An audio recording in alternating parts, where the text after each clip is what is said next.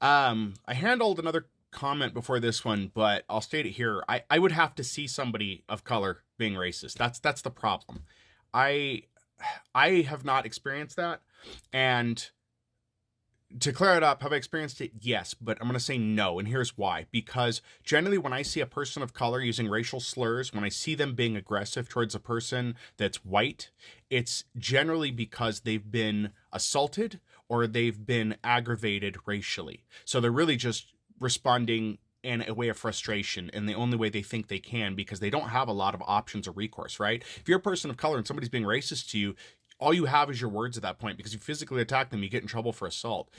If a person happened to be, and again, this portion I've never experienced, if a person of color just randomly walked out in the middle of a street or the middle of a Walmart and started just yelling at a white person for no reason and it was just being racist, then I guess, but and again, this is going to piss off a lot of the white people that are going to watch this, but how are you racist towards a white person? How?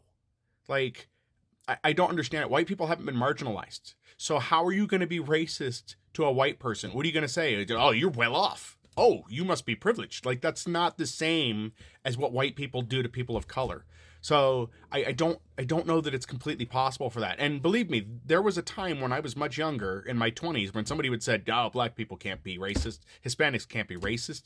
I'd be like, "Yeah, but no." As I've grown and as I've gotten older, I've learned a lot of things. To preface my 20s, I grew up in New Mexico, which was a mixed background of white people, Hispanic people, and very few, but some black people. And the culture is vastly different there. That it's its own paradox, I'll tell you that, because you get racist people that get into interracial marriages. I don't know how that works.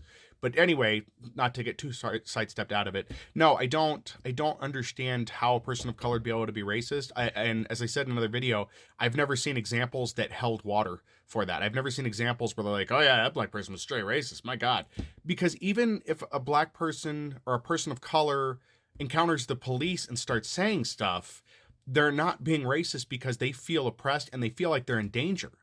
And I know a lot of people are going to be like, well, if they feel in danger, they shouldn't say anything. And it's like, no, that's not how that works. Everybody deals with their fear differently. Everybody deals with the police differently. And if you're a person of color, you may feel the only thing you can do is try to put that persona out, to get those words out, because you may not have another chance to. So I hope this clarifies. I hope this helps and provides some insight into that. Again, as I tell everybody, if you have any more questions or comments, let me know. I'm glad to discuss these things. I think they need to be discussed, and we just don't enough.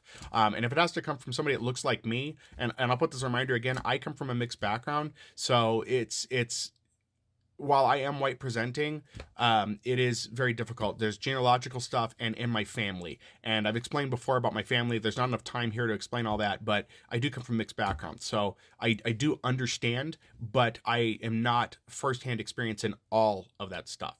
So I'm just trying to advocate as best I can and put words out there that I think can help. So again, I thank you for the comment.